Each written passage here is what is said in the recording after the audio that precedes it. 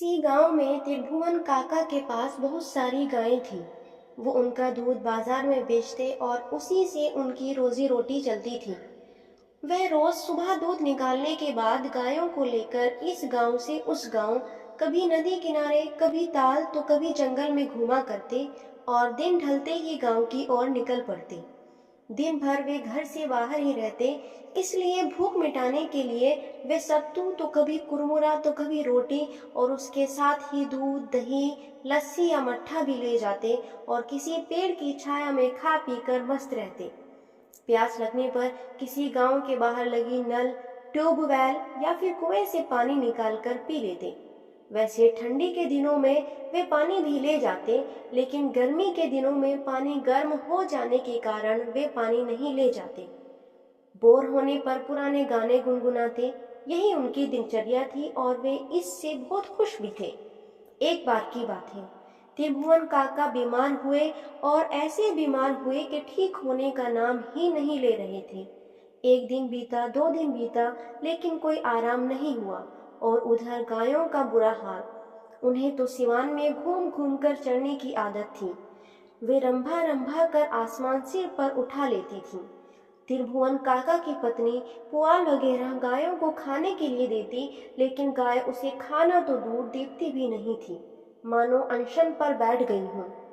उस पर दिन भर खूंटे के इधर उधर घूम घूम कर गोबर से पूरी जमीन कीचड़ कर दी।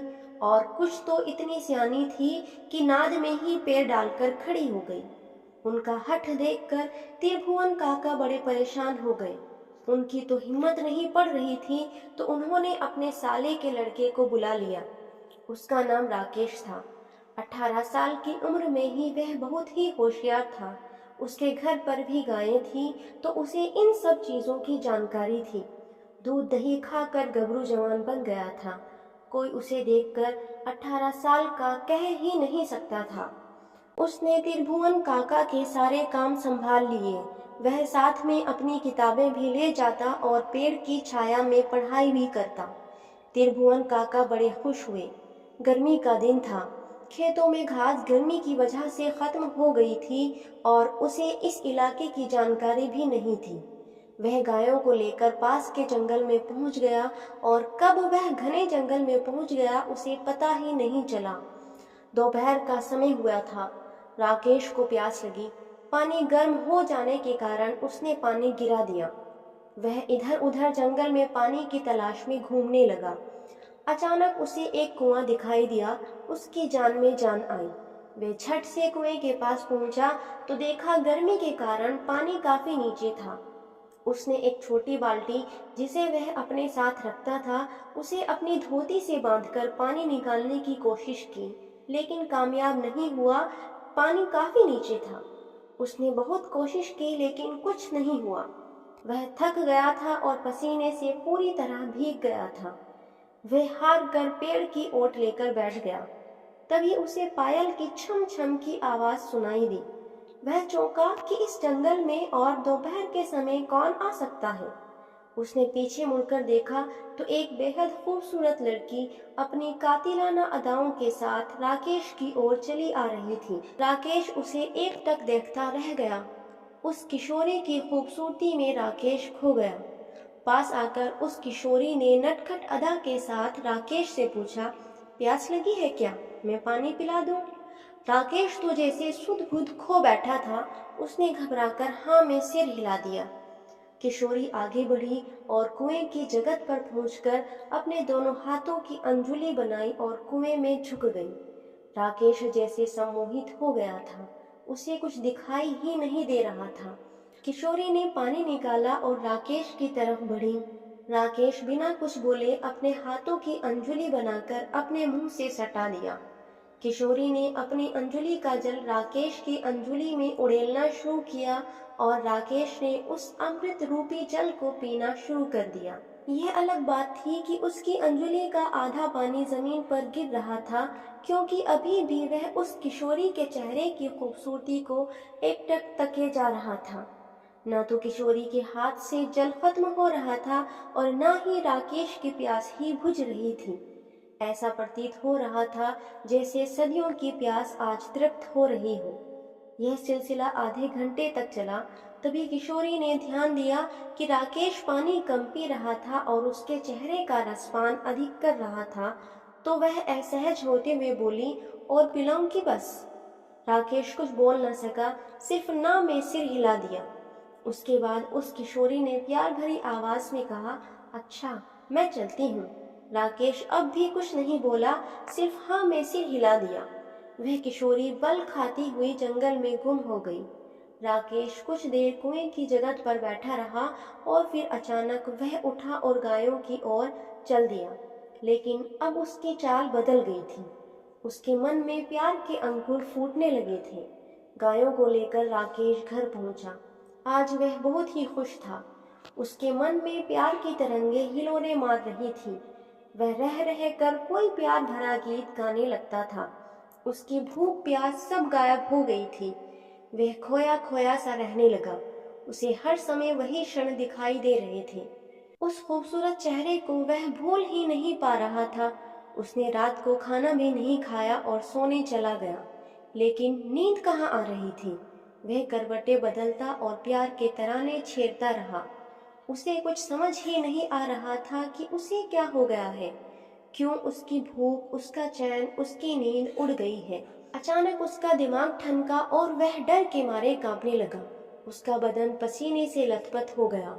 वह जोर से चीखा और जब तक त्रिभुवन काका और उनकी पत्नी आती वह बेहोश हो चुका था। त्रिभुवन काका ने उसके चेहरे पर पानी छिड़का और भी जतन किए, लेकिन कोई फायदा नहीं हुआ। तभी त्रिभुवन काका की पत्नी इमरती देवी ने हनुमान चालीसा का पाठ शुरू किया।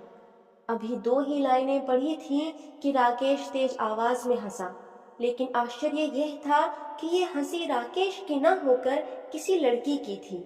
अब तो त्रिभुवन काका और इमरती देवी के प्राण सूख गए। वे वहां से तेजी से निकले और पास के ही राम खेलावन ओझा के पास पहुंचे और सारा माजरा कह सुनाया। इस पर ओझा ने कहा कि जंगल में ही कोई बात हुई होगी, चलो घर चलकर देखते हैं। ओझा, त्रिभुवन काका और उनकी पत्नी जैसे ही बाहर निकले, एक काली बिल्ली ने तेजी से उनका रास्ता काटा। राम खेलावन ने कहा कि चुड़ैल कोई छोटी मोटी चुड़ैल नहीं है, इसे हम अकेले नहीं संभाल सकते। आप गांव के और भी लोगों को साथ लो और वहां सभी लोग एक साथ गायत्री मंत्र का ऊंचे स्वर में जाप करेंगे और यह घंट शंख बजाएंगे। कोई थोड़ा भी नहीं डरेगा। वह तमाम तरह के हथकंडे अपनाएगी, कभी रोना, कभी मायूस होना, कभी डराना, लेकिन सबको पाठ जारी रखना है। जैसे ही सभी लोग त्रिभुवन काका के घर पहुंचे तो एक तेज हंसी के साथ ही राकेश छत की 4 दीवारी पर चलने लगा। सबके होश उड़ गए, लेकिन किसी ने हार नहीं मानी और गायत्री मंत्र का जाप शुरू कर दिया और साथ ही घंट शंख आदि बजाना शुरू कर दिया। रात के समय इस तरह की आवाज से अगल बगल के गांव वाले भी बहुत ही अचंभित हुए और गुड्डों में वे भी इस गांव की तरफ आने लगे। इधर ओझा ने अपने कार्य शुरू किए। जैसे जैसे ओझा के मंत्रों का प्रभाव बढ़ता, वह चुड़ैल और भी भयानक तरीके से लोगों को डराती। कभी वह उल्टे पांव चलती, तो कभी छत पर उल्टा चलने लगती, तो कभी भीड़ के किसी एक खास की तरफ तेजी से बढ़ती, लेकिन वह किसी को छू नहीं पाती। 5 घंटे तक ये कार्यक्रम चला। सुबह के 4 बजने वाले थे, तभी ओझा की नजर वहां गिरे गुलाब के फूल पर पड़ी। उस पर खून लगा हुआ था। उसने वह फूल जैसे ही उठाने की कोशिश की, चुड़ैल खूब जोर से चिल्लाई और एक भयानक रूप बनाकर तेजी से ओझा की ओर झपटी। लेकिन तब तक ओझा ने फूल को आग में डाल दिया और आग में डालते ही राकेश का शरीर शांत होने लगा और कुछ ही समय में तेज चीत्कार के साथ एक काला गहरा धुआं राकेश के मुंह से निकला और राकेश उठकर बैठ गया। पूरा माहौल सामान्य हो गया था। ओझा के पूछने पर राकेश ने सारी बात बता दी और उसने बताया कि उसे रात को नींद नहीं आ रही थी। तभी वह चुड़ैल मेरे पास उसी लड़की के रूप में आई। तब मुझे शक हो गया। मैंने उसका नाम पूछा, वह कुछ नहीं बोल रही थी। उसने इस गुलाब के फूल के कांटे को मेरी अंगुली में चुभा दिया और जैसे ही इसमें खून लगा, वह अपने असली रूप में आ गई। इस घटना के बाद राकेश के साथ ही त्रिभुवन काका भी उस जंगल की तरफ जाना छोड़ दिए। लोग इस चुड़ैल के प्यार से काफी हतप्रभ थे। कई दिनों तक यह बात लोगों के बीच केंद्र बिंदु बनी रही।